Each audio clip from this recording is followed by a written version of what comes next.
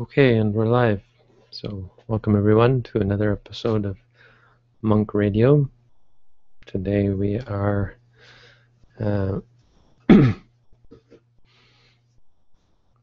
back after over a month being away on my trip to Florida to see my mother and to visit all sorts of people. I met lots of new people and made connections with monasteries and monks, and I'm planning on visiting again. So maybe next year I'll do the same sort of thing, even maybe a little longer. But it was a good trip. Now I'm back, and so here we are with lots and lots of questions waiting for us. And so I'm going to take time here to answer them. I think I might... one thing is I didn't really let people know about this very much in advance. But let's just see, maybe there's some of the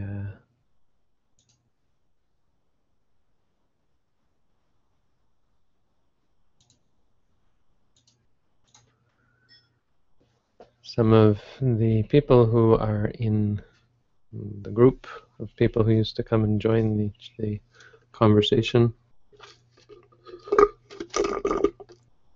Sorry.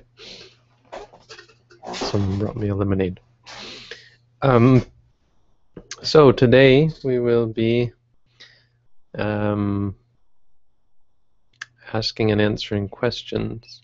I know I mentioned earlier, I think I mentioned earlier that we might start doing requesting and taking of the 5 precepts, but I think to actually do that properly I'd need someone here doing it with me. So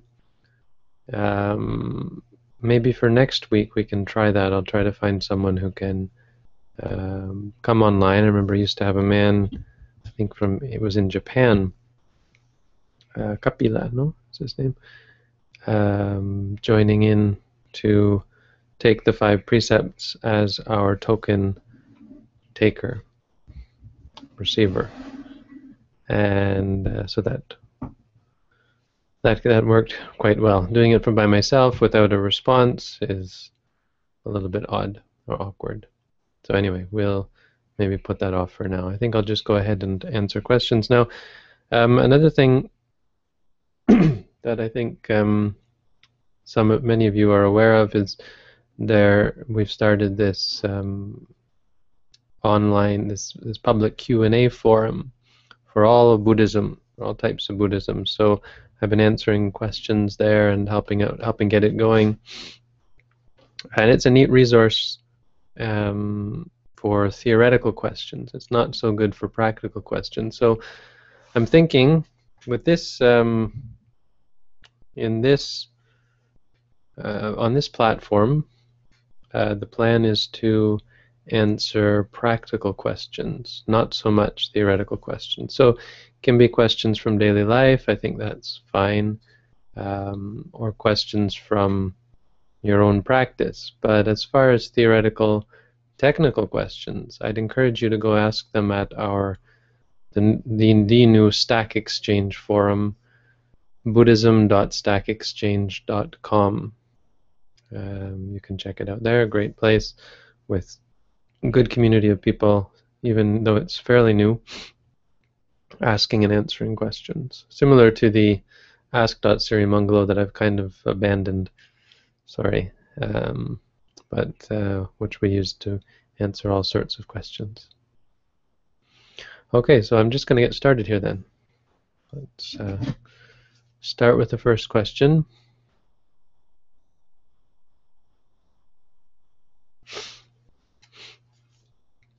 Okay, the first question here is about the first precept, removing mosquitoes and spiders from your house, facing too many insects, some of them hard to catch. I don't think I'm going to answer this one. I've answered it before, so I'm not going to make a video about it anyway. And some may be causing allergies. I mean, I don't think I'm especially, like, in any special way qualified to answer this question. It's a question that we all face. How do you deal with our fellow beings? The answer is not kill them. There's no excuse for killing. So the answer is to find better ways. I mean, as a monk, I'm probably not the person to, because I don't study these sorts of things, but there's got to be ways of, some of the ways I've heard are used. Baby powder works for a lot of different insects, and but I think I've talked about this before. Baby powder is my favorite one. Butter works for ants, some ants, to keep them out. Sugar ants, I think, don't like butter. But yeah, you can't, in the end, you kind of just have to live with them. The world's not perfect. If you want it to be perfect, then it's like trying to, if the earth is covered in broken glass, then you have two choices. You can cover the earth with leather, or you can wear sandals. So the analogy here, the parallel here is in the mind, in preparing yourself for this and toughening your own self up in regards to these things. If you can protect yourself against them, great. If you can't physically protect yourself, then you have to protect yourself mentally.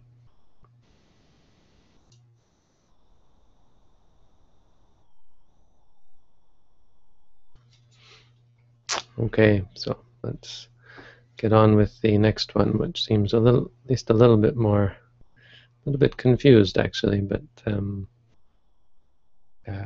more practical anyway. Okay, so let's go. Should the four foundations of mindfulness and the five jhana factors of concentration and absorption be learned before vipassana meditation can be correctly used?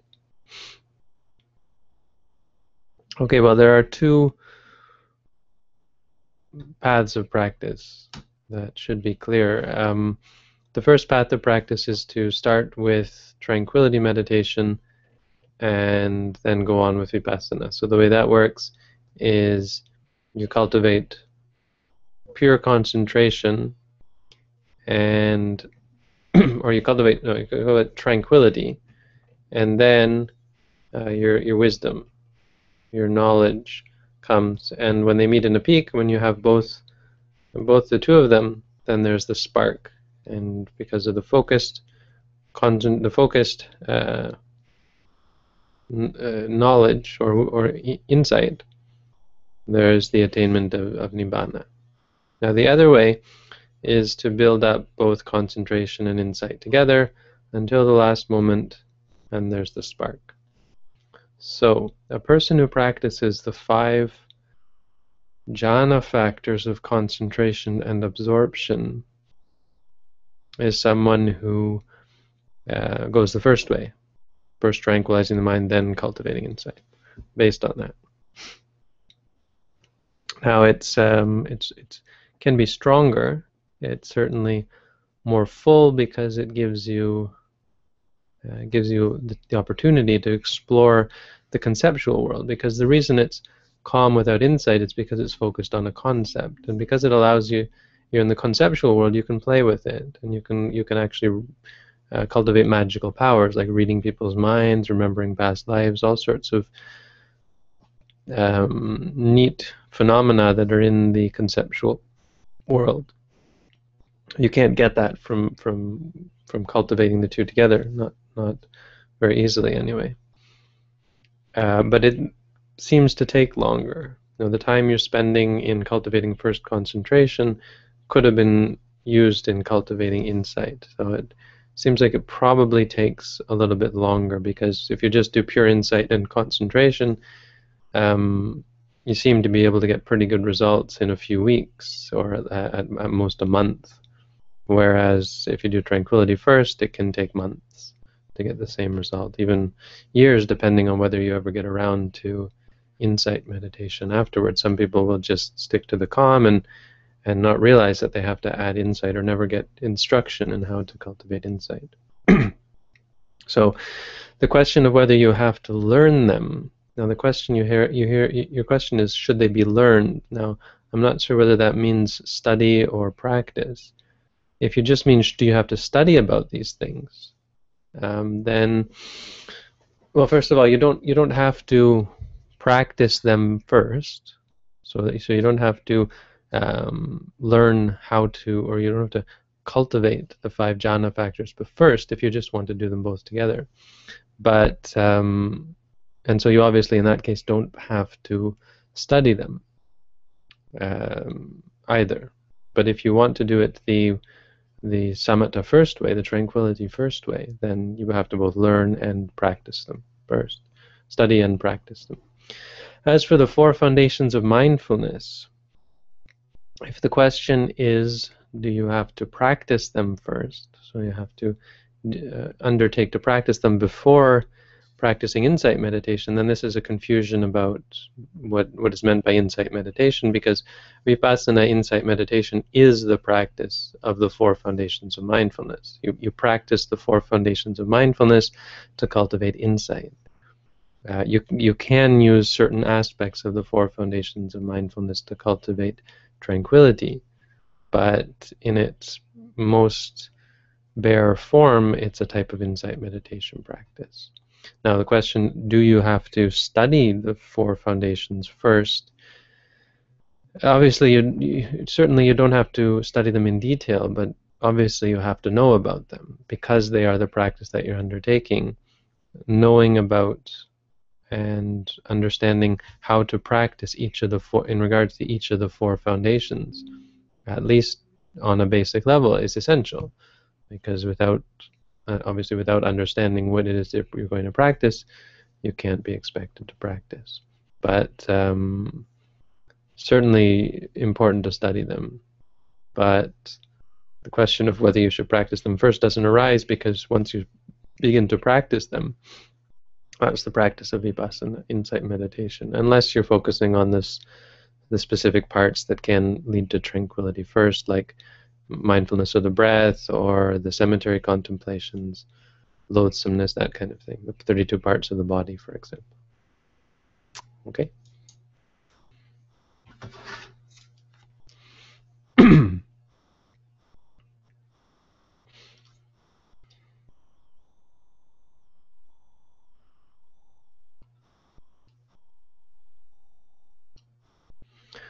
I have trouble letting go of relationships that have ended.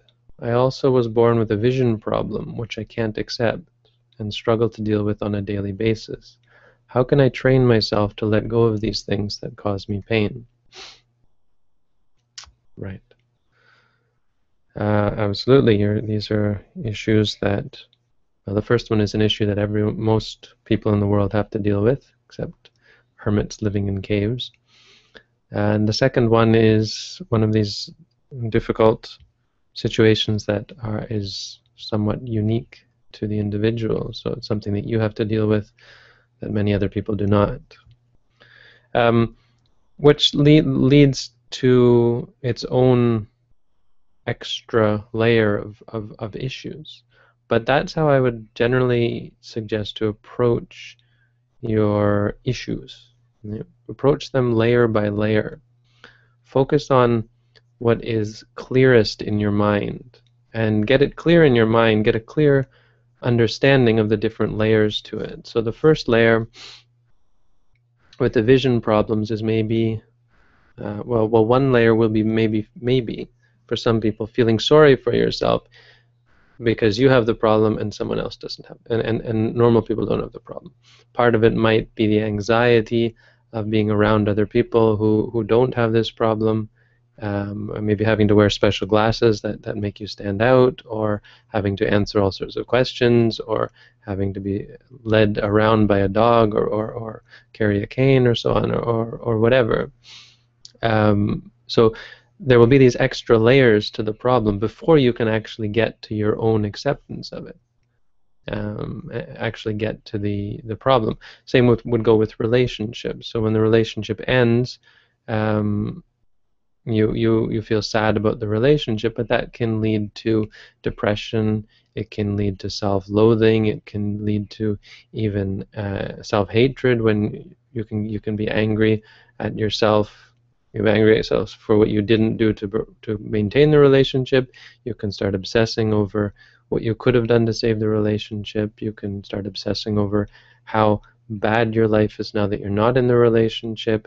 And once you start to see how this affects you, you can even start getting upset about how your level of upset is affecting your life. So you see there's layer upon layer, and it actually can become a feedback loop until it gets bigger and bigger and bigger, and something that was simply a sadness can turn into a real neurosis. So it's important first to take everything by layer by layer. And second, or maybe first thing, is to separate it out into individual experiences. So instead of looking at anything as an issue, as a problem, try to see what's going on right now, right? Because we are not atomic, and the word atom means something that is indivisible. So actually the atom isn't atomic, but so if you don't understand the word atomic means something that is indivisible. But we are divisible. And all of our experience, all of our situations, all of the issues in our life are also divisible.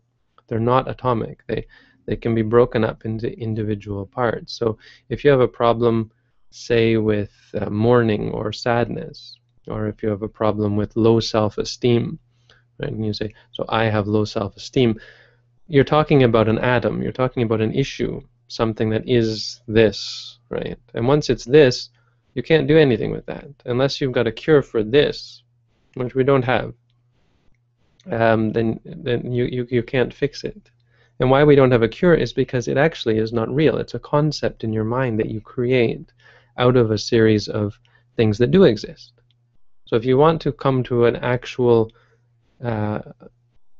solution in reality, you have to focus on that which exists. Now, what exists are experiences. So right now, you might have an experience of sadness. Right now, you might have an experience of pain. You might have an experience of tension. You might have an experience of anger. You might have an experience of happiness when you remember all the good things you did with the person. Happiness, and then sadness when you realize you can't have it, or you can't actually go any further with it as far as indulging in the pleasure of being with the person who you love, and so on. You will also have simple experiences, like with a vision problem. It means you have experiences where you realize that you can't see something. So you have to look at something. Someone puts something in front of you, you can't see it, for example. That is actually just an objective experience. There's nothing wrong with that until you say to yourself, that's bad, right? Until you get upset by it.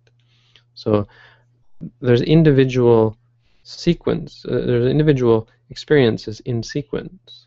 And once you can understand these, then you can put them into layers, and you can see what is in this layer, what is in this layer, and then you can slowly break up the layers. Start with the top layer, your guilt about whatever the situation is, or whatever, how you feel about the situation.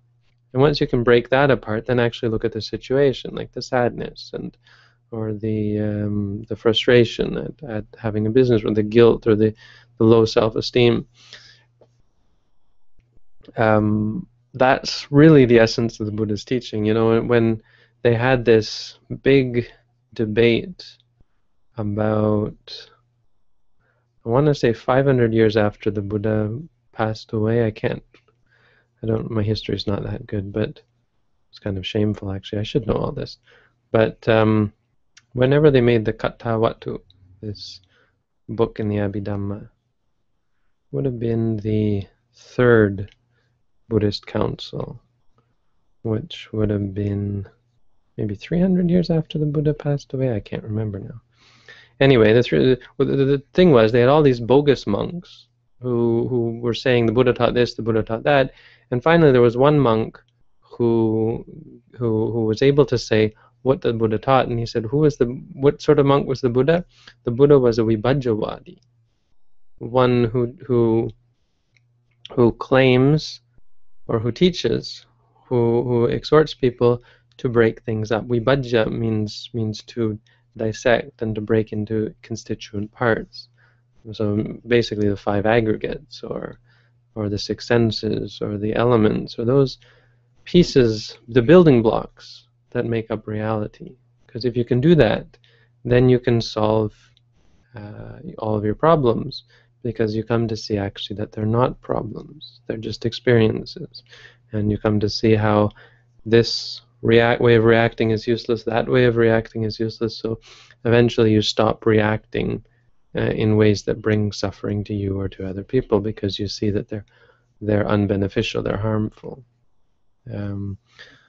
That's general, and it's sort of relating to what you experience. So hopefully that helps. Wishing you all the best.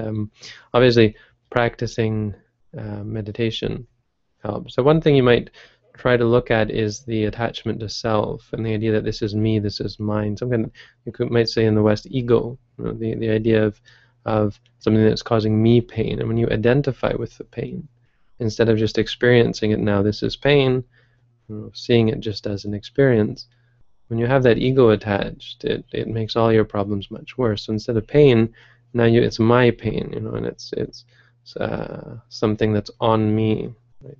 Something that I have to bear, which makes it much, much worse. Instead of just saying, oh, this is pain. It might be painful, but it will come and it will go. Once it's your pain, then it's a problem, because then you get angry about it and upset and frustrated as to why does my life have to be this way, and so on and so on.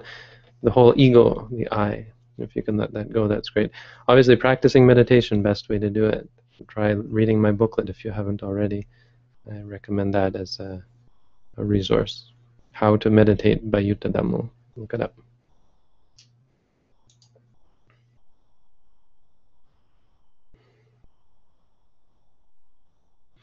And here's one that's related. I guess we'll do one.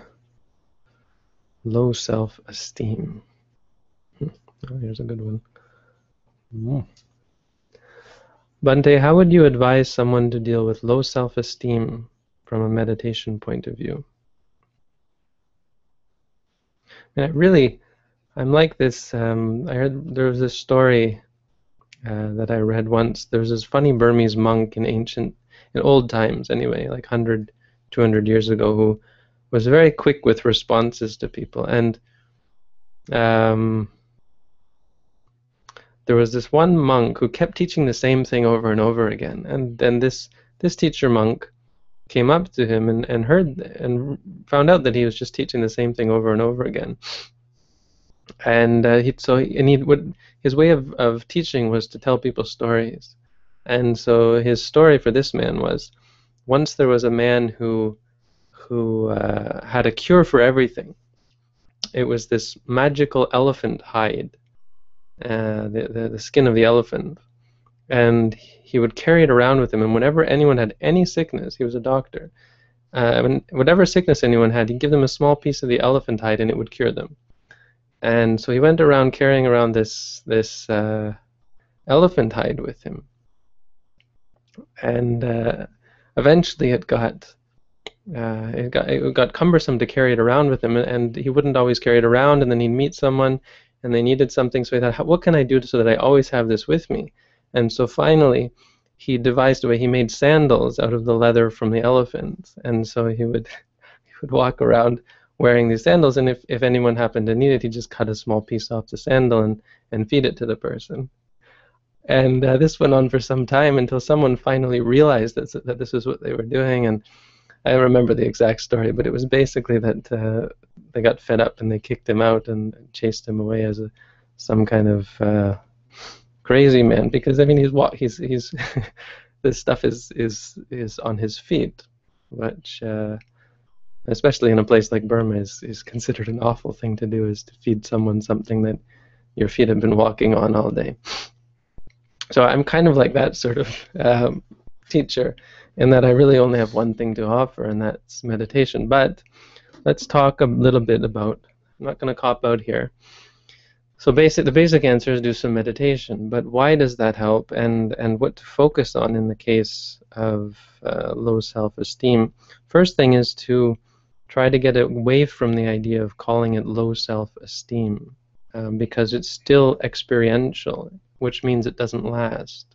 It's impermanent, it's unsatisfying, it's uncontrollable. It comes and it goes. There's no way to fix it, right? Because it doesn't exist. They're only experiences. Once you understand those experiences, then they will go away, or they will lose their power over you and slowly go away. Now, low self-esteem is related to the ego. It's about taking things personally instead of just seeing them as they are. So you have to also be able to see what are the things that you take personally.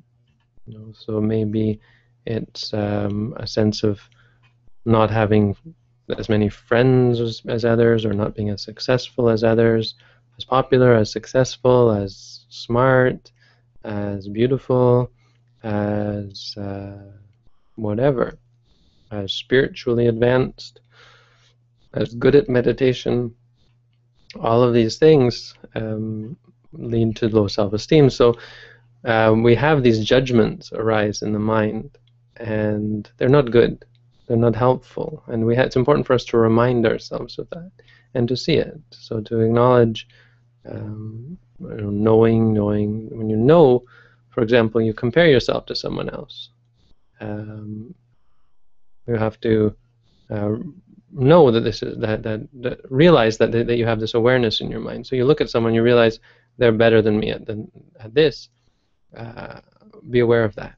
So be aware of that. Now say to yourself, knowing, just to keep it at just a knowledge, so that when you're aware of this, you don't ever get upset about it, because it's a two-step thing, or three-step thing. You have the experience of some state.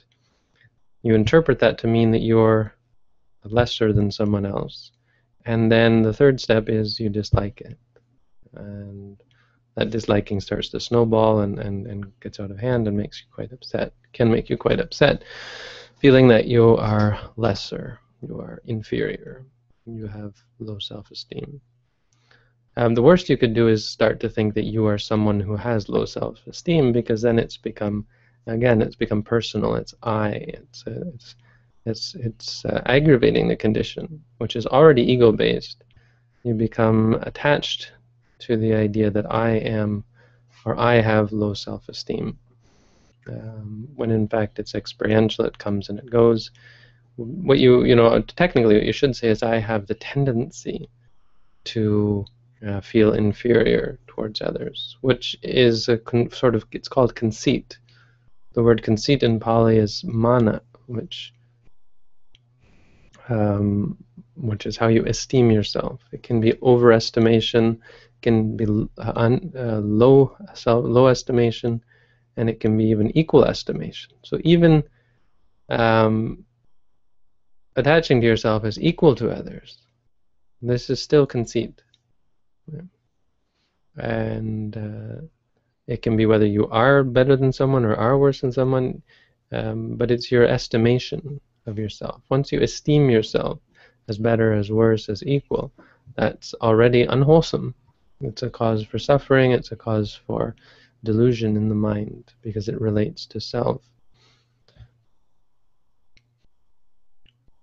So another thing is to focus, to realign your priorities, and to learn to let go, to analyze the sorts of things that you are concerned about, like success in the world, beauty, physical beauty, wealth, popularity. All of these things are meaningless. The eight worldly conditions, right? There's fame and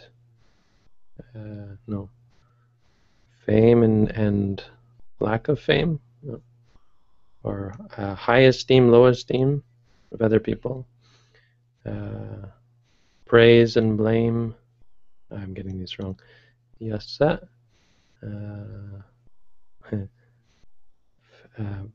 Yes, fame,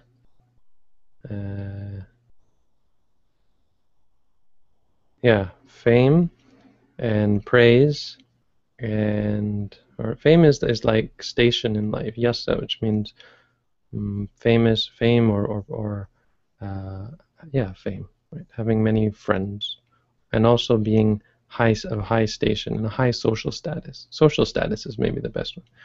So high social status, versus low social status, praise and blame, uh, gain and loss, and happiness and suffering. So these four good things and four bad things, they are in a constant flux. So they can come and go at any time. Some people have a lot of the good ones, some people have a lot of the bad ones, but they can come and go. They're not static. So any of these things, none of these things should be given any weight. At the very outset of your practice, even before you're able to cut off your attachment to these things, you should determine in your mind that these are not really worth clinging to. If you're going to cling to something, in the beginning, cling to your meditation practice, because eventually that will lead you away from clinging. If you cling to these other things, but you can help yourself by reminding yourself how they're not worth it, because they're subject to fluctuation. It's very difficult to get the good ones, very easy to lose them in many cases. So as a special case, be careful about worrying about worldly things, because they're not things that you can ever get dependably. They can disappear at any time.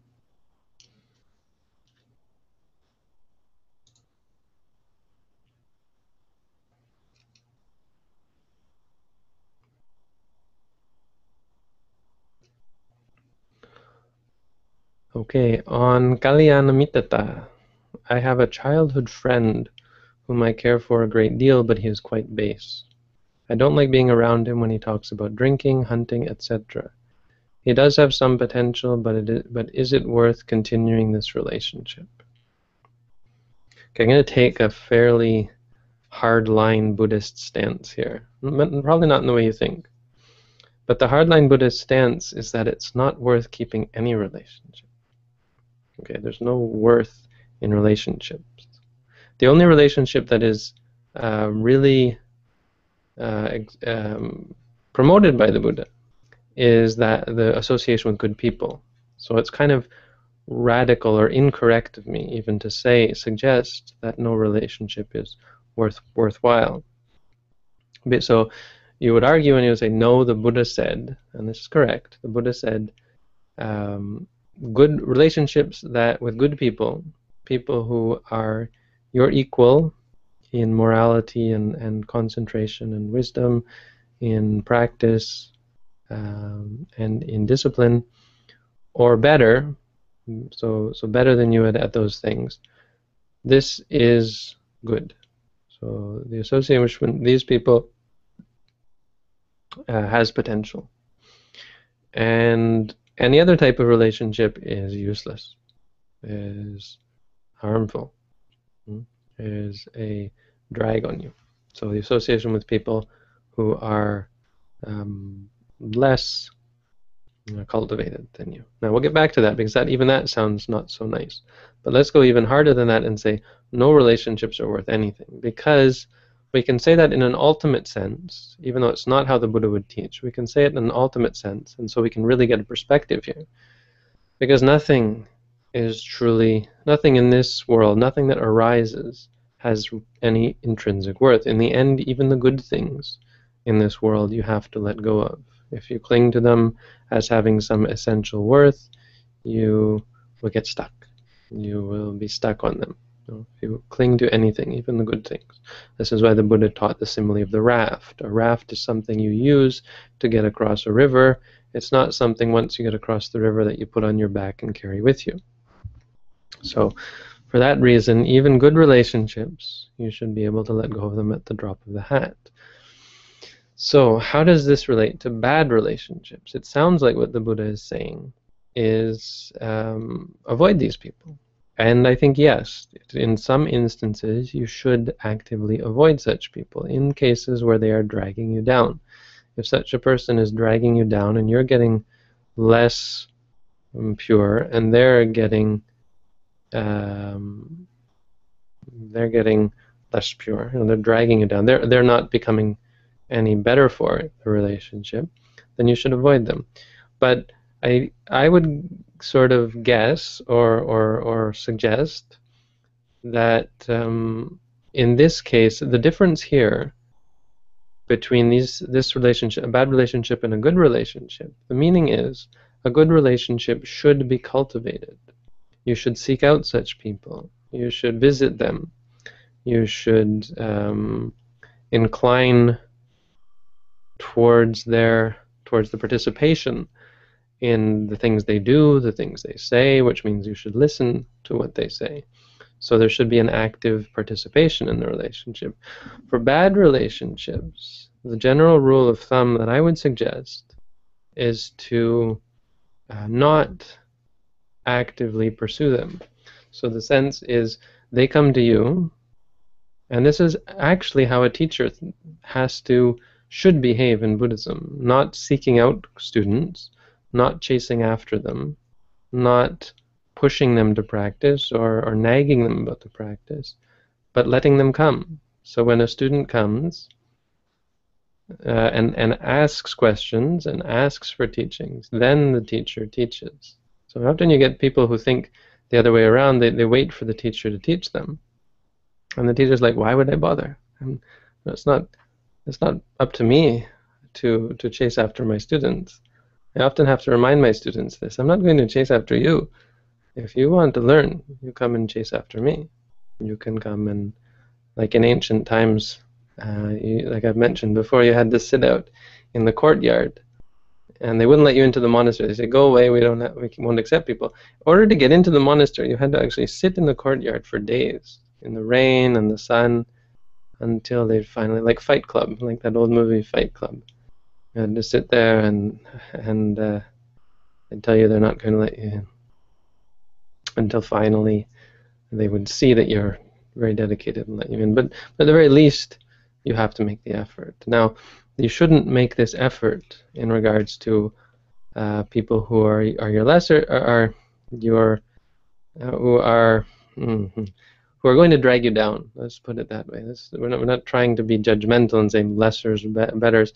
People who are not especially conducive towards your own practice. There's no reason to cultivate them, because seeking them out encourages them on their practice. It's like saying to them, yes, what you're doing is good, I want to be a part of it. Now, the only option would be yes or no, you're doing bad, I want to help you with that. I want to save you with that, save you from that.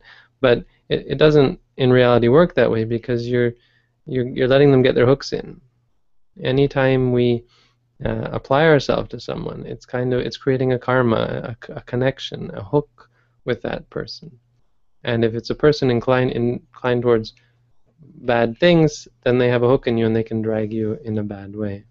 So it's something that should be looked upon with equanimity. So you talk about a childhood friend whom I care for a great deal, which is really the problem. Because in no case in Buddhism, hardline Buddhism, should you care for anyone. What that means is it shouldn't be about attachment. Right? If you care for someone, I've gotten in trouble for this before, but I stand by it. I did a video on caring. You should stop caring. You should be uncaring. It's just words. It's semantics. Now, if you care, that means when they suffer, when they're happy, you're happy. When they suffer, you're unhappy. And so you're dependent on, your happiness depends on that person. It doesn't help that person in any way. Your caring for someone doesn't help them. It makes them feel cared for, which is good for people who have low self-esteem and who need the support. But it's not a wholesome thing for you to actually care for the person. So you can say to the person, I'm here for you if you ever need me, and that makes them feel good about it. But when you actually care, But it's a difference between caring in the sense of a an action, like I care for you by cleaning your wounds and changing your bandages, and I care for you in terms of feeding you, and I care for you, to take care of someone. If you mean it in terms of taking care of someone, then care is okay. Care is great. Even just to talk to the person and say, I'm here for you if you need anything, to care for them by teaching them meditation and so on, and helping them in whatever way you can. But to actually care what happens to someone, this doesn't help the other person. It means that your happiness is dependent on something external. It doesn't actually make you a better caretaker, although it does make you more caught up in their happiness and suffering. So for lay people, that's tough, because you have family and friends who you very much care for, and we do try to encourage it to be people to think just in terms of duties. Your relationships with people are your position in life, and so you do things for such people because you have duties to your parents, to your families. But in the end, no matter what, there will be caring. We care for each other. If someone suffers, we suffer. Right? We are. If someone leaves us, if someone dumps us, if someone dies, this causes us suffering. Now, this is not, the claim is this is not a beneficial thing. It just makes us suffer needlessly. It doesn't make you any better at helping a person out. But what that's doing here is it's creating an arbitrary reason to maintain a friendship with the person. It says nothing about the quality of a friendship that you care for a person, right? The fact that you care a great deal about this person says nothing about whether it's a good relationship. So if I care very much for a vicious pit bull, it says nothing about whether that's a good thing or not. Or if I care for a poisonous snake, like in the Jatakas, there was this snake charmer who was just in love with his snake, and it was a very poisonous snake, and he'd play with the snake all the time until one day, and they all told him, "Oh, you're crazy." But he said, "Oh, I care for this snake very much." And one day he stuck his hand in the snake's basket, and the snake was just in a bad mood, and it bit him and killed him. It's like, it really says not, it's not meaningful to say I care for the person.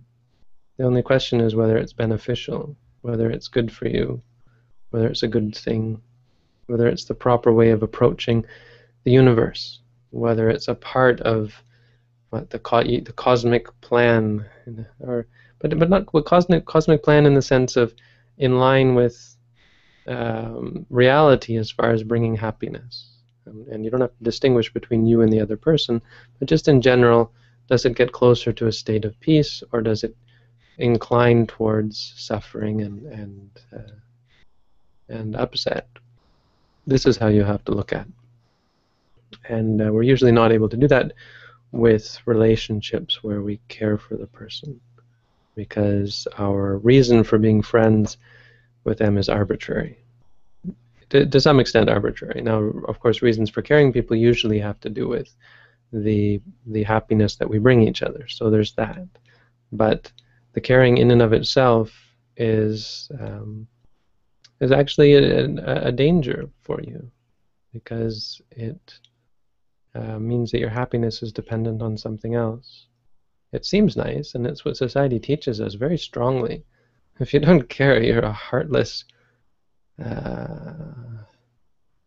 bleepity bleep. But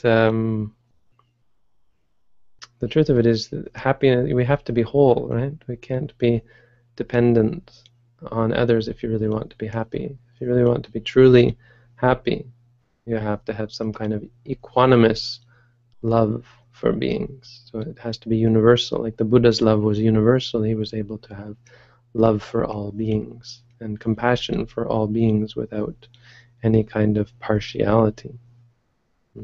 So he had no caring. Buddha didn't care about anyone in the sense of actually being upset when if a person didn't get his teachings or didn't like him or so on. There was no sense of betrayal when Devadatta betrayed him. There was no sense of loss when his two chief disciples passed away, because he was free, he was at peace, so things didn't bother him, even though he worked very hard to help the world, but he did it without caring. Sounds awful, I know. It's a problem with the English language. The word has become so steeped in goodness, right? Caring is good, but sorry, it's not really. It doesn't actually lead to happiness. And maybe that's a big part of the problem, is our culture is so steeped in caring that we get upset very easily. Even if I just tell you that, we care very much about caring. So if I tell you that it's not good to care, then you right away get upset. And I think many people will unsubscribe or put nasty comments to my videos, and when they find out I'm telling people not to care, that caring is bad. So this is the problem with caring, is it actually makes you angry. It leads to lots of trouble. When you care about something, it can lead to conflict. It does lead to conflict when things go against your expectations. So, hope that helps.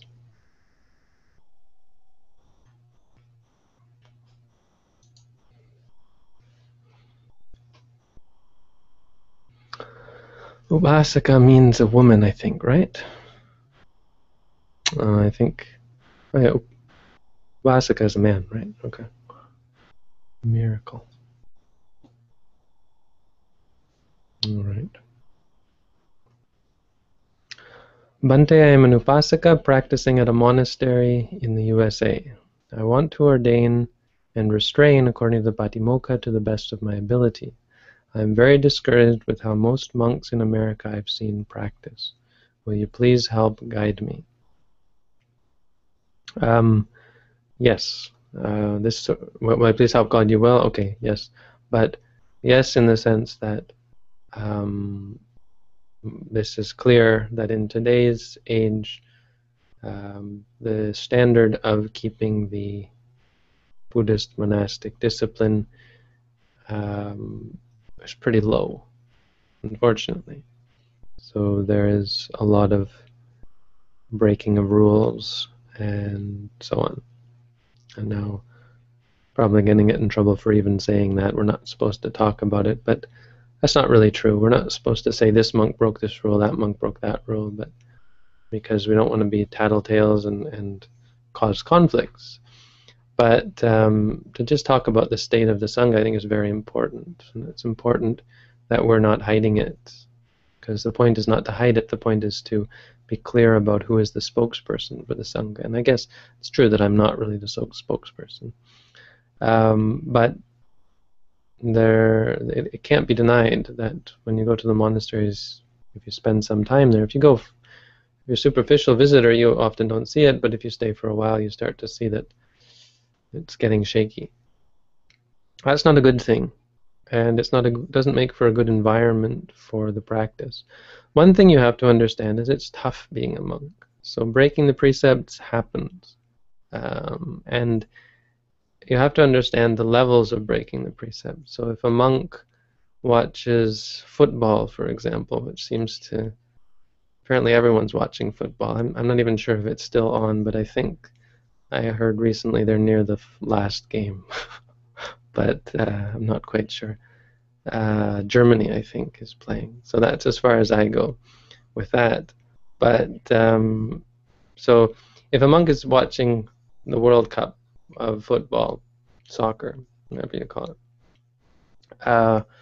that's not a good thing. It's not a good sign. But that monk could still recover. It's not a major precept by any means, watching a football game. So that monk can come back and realize that there are better things to do, and can come to see the uselessness of that, and can reflect upon watching the game and say to themselves, that's really not bringing me happiness, and so still has potential to develop. And this sort of thing is something that goes on the other side. So some people are too forgiving, and they just let monks do whatever they want and say whatever, it's fine, it's, to each their own kind of thing. But the other side is where people, every little thing they begin to criticize, and they storm out of the monasteries and write nasty blog posts because the monks did something. It can often be. There was one monk who split a community apart. I've told this before, because he was eating eggs, I think, and because he was eating meat. And so he split a community apart just over something like that, which isn't even in the Vinaya. Eating eggs that haven't been fertilized, eating meat that hasn't been killed for you, this is not against the Vinaya, the monks' rules. And yet it managed to split an entire community apart. Many people wouldn't even go to see him. So that kind of thing is common in the East and in the West, in all places. Westerners go into Buddhist monasteries and say, this isn't real. They look at the Buddha image and they say, that's not really Buddhism, I spit on your Buddha, that kind of thing. And this is going too far, I think. You have to have compassion and understanding that it's tough being a monk, and it's especially tough being a monk in the West. If your only monastic training has been in a university, which for a lot of these monks it is, and right out of university you're given this instruction on how to be a missionary, and then you go abroad, there's not the practical backing to help you reflect upon these things and help you let go of them. So to some extent you have to be forgiving and understand that it's still possible for such people to recover. Now, if there's a lot of corruption and attachment to money, and like some of the bad signs are like asking lay people for money, over attachment between the monks and the women, and over familiarity there is a bad sign.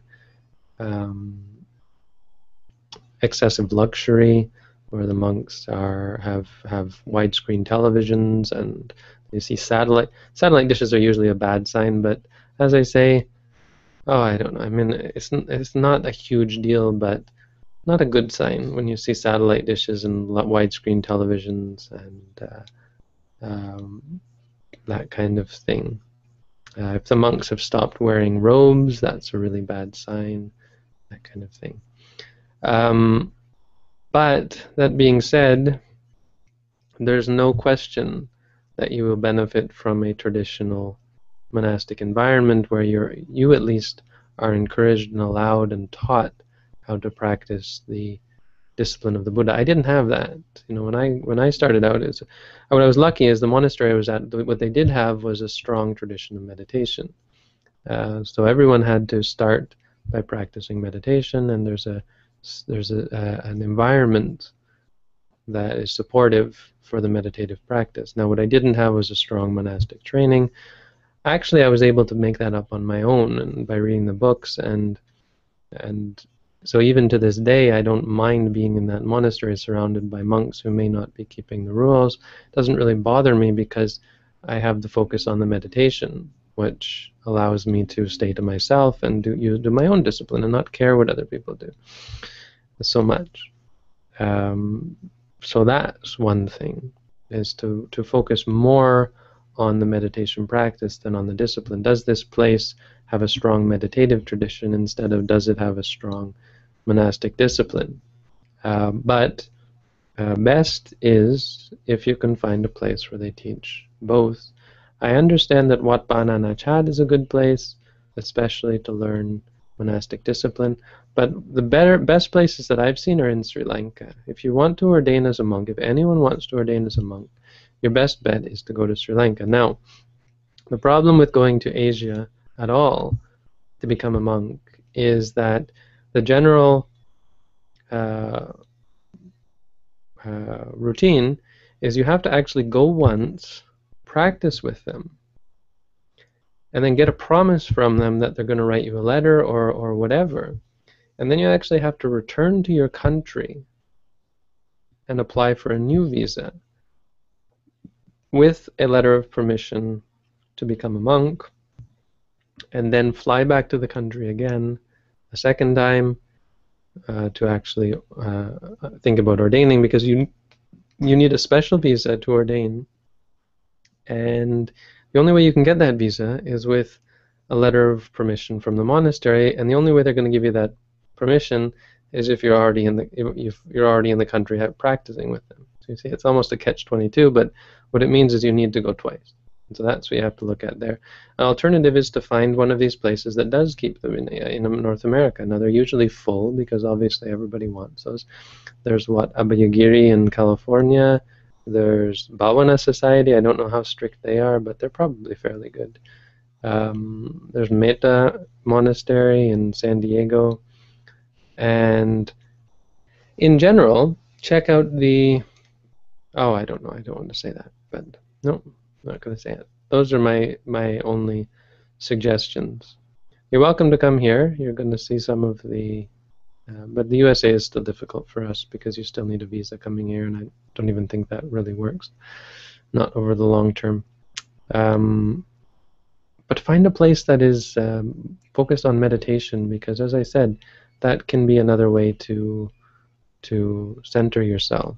The Buddha himself even said, a lot of these rules, if you're practicing meditation, you don't really have to worry about the rules. If you happen to break one, it's not such a big deal. But if you're in a place that's not practicing meditation, in fact, if you're in a place that's not practicing insight meditation, even if they have a strong monastic practice, it's still not going to lead to enlightenment.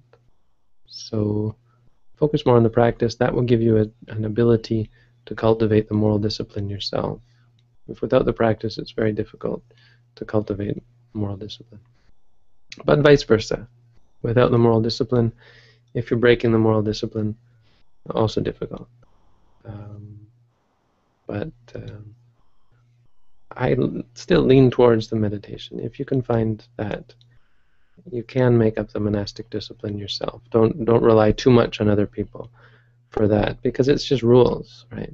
So focus more, not completely, but more on the meditation. Okay, so that's that.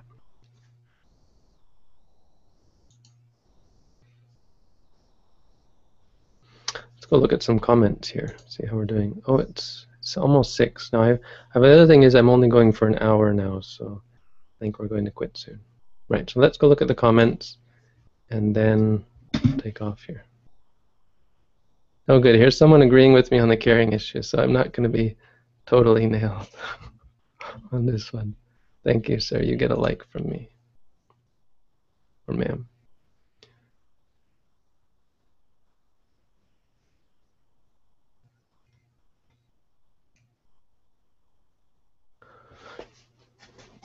Something about a wallet. I'm not going to go into it. Sorry.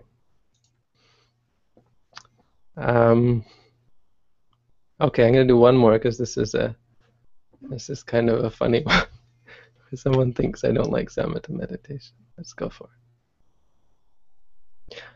Bante, based on many of your videos, I think you don't like samatha meditation at all. From what I know, there is 2 clear ways for enlightenment: samatha first and vipassana, or vipassana first and then samatha. What do you think about this?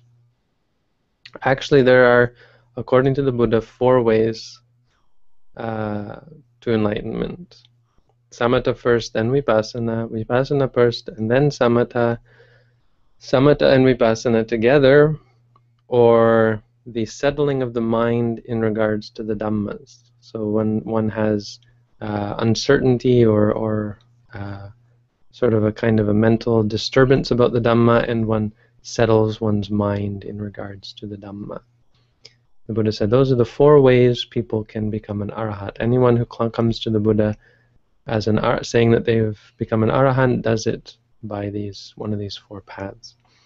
So that's the answer to your question, or that's a correction to your question.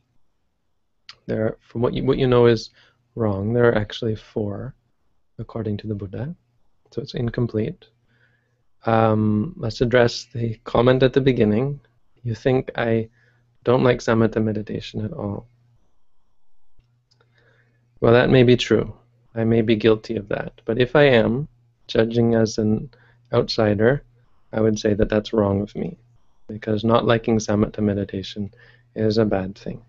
Now, I have to be careful about what I say, but I tend to discourage people from samatha meditation. I definitely admit that. But it's a light discouragement. And I don't ever say to someone, don't practice it. I try to focus on the benefits of vipassana meditation. There's two reasons, I guess, for that. The first one is it's what I know. So by focusing on it and sort of putting it up higher than samatha meditation, it's because by saying that, so if I have person A here and I want to bring them here, the best way for me to get them there is to start talking about the benefits of insight meditation. Because if I start talking the benefits of samatha meditation, I'm not going to be able to follow through with that. If they say, oh, great, so can you teach me samatha meditation? I'm not bringing them to the goal because I can't. I don't teach that. I will end up saying to them, I'm sorry, I don't teach that. You'll have to go somewhere else. So quicker for me is to promote vipassana meditation. But the other reason is, well, it's complicated, but I've talked about it before, and the first reason, obviously, is it seems to take longer and require more to do samatha first. Because, so three things. It seems to take longer, and I'm not, we'll have a big argument about that, but I think generally there's a case that can be made for it taking longer, requires more, and has a greater potential for getting the meditator lost.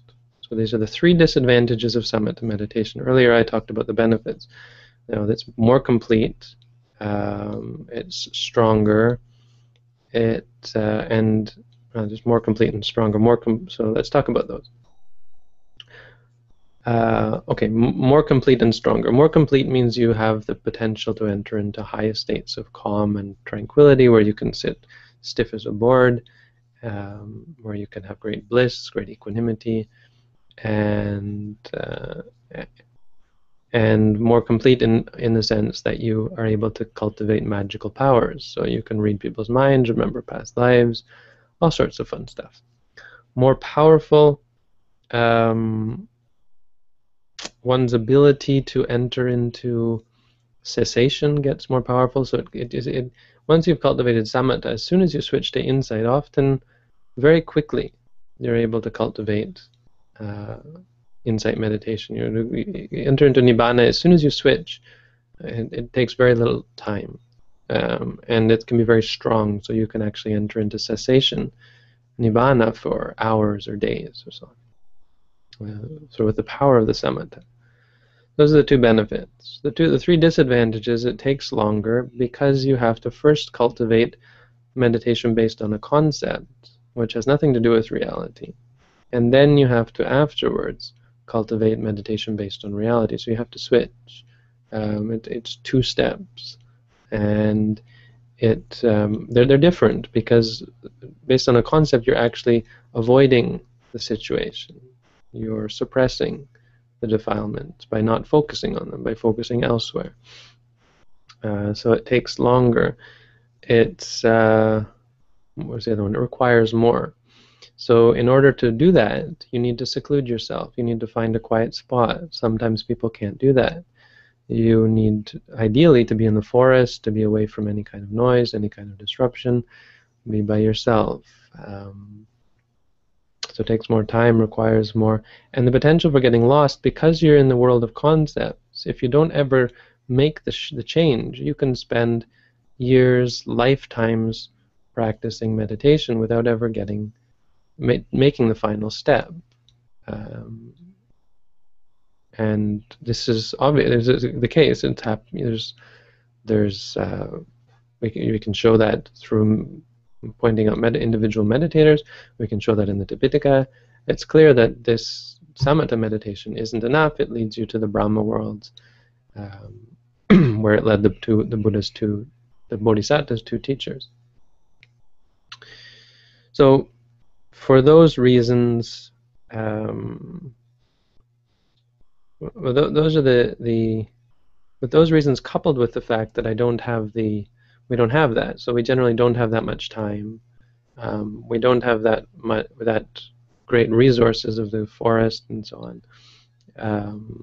And I don't have the ability. I suppose I could. I don't have the training. I probably could do fine teaching samatha and vipassana, but don't have the technical training to lead people first through samatha and then through vipassana. Therefore, we don't do it. We focus more on insight meditation. Now, samatha is great. It's a wonderful thing. It quiets your mind. It calms your mind. I don't think I really dislike it. In fact, in our tradition, there's a sense of maybe even jealousy. It's like, oh, I wish I could get more into samatha meditation. But we're strict with ourselves. We say, no, we're going to focus on this because we don't have the time, we don't have the resources. We want to streamline it, especially in this day and age where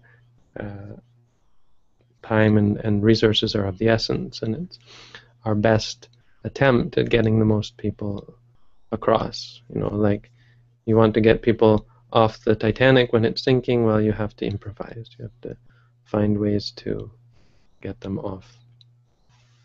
So I don't think I don't like samatha. I'm pretty sure I don't feel that way. When I was young, I did practice it, sort of not knowing what it was, but it's very different. And what I really take issue with is people who don't see the difference. People who think they're practicing vipassana but are actually practicing samatha. And that's tough because you can't say that to someone. You can't just say to someone, your practice sucks. Your practice is inferior to my practice. Right? Everyone's going to say that their practice is better, but you know it. You're clear in your mind that this is conceptual. You're not going to reach enlightenment that way. And so this muddling of the two. So this is why we try to make it clear that's not going to reach nibbana, and be very clear about that. And so that's the issue that we always have, is people who try to muddle it. The other issue, of course, is people who say there's only one way. You need to practice the jhanas in order to attain enlightenment. I've talked about that on the buddhism.stackexchange.com, which again I think is a better sort of platform for those kind of questions. But anyway, good question. Thank you for it. It's kind of a nice one. It's not often I get one that calls me out on something like that. So thank you, and good night. So that's it. That's all for today. Thank you all for tuning in. Sorry I didn't really announce in advance, but it's because I'm not really concerned about the audience, the live audience, since these are all going to go up on YouTube anyway. So, but thank you for tuning in. We have 26 viewers right now. Wishing you all peace, happiness, and freedom from suffering, and be well. Hope to see you again next week, or you're welcome to come and practice. For those of you who haven't heard, probably I'm beating it to death, but this year I'm going back to Thailand, and we're going to try to offer 84 sets of robes to my teachers. So if you're interested in getting involved, please go over to the Indiegogo site. We've got a video up about that. And if you already have, whether you've gotten involved or not, please share it with others. Spread the word to other Buddhists that you may know, because it's a great thing. It's just going to be a great thing. It'll be so much fun if we can actually do this, and how great everyone will feel if we actually make it to 84 and are able to present these as a group. I think it'll be a wonderful thing. So very much looking forward to that. Next week I will try my best to make some more videos, Dhammapada videos. Also the Buddhism 101 series kind of stopped, not even halfway, I don't think. So, but I have to set that up. You see, it's got this white background, and so doing this all by myself. At the time I had someone helping me with that, and that was nice, at least having someone to do it with, to sort of a co-conspirator in it. Someone to be the cameraman or this kind of thing. So any volunteers, come on out.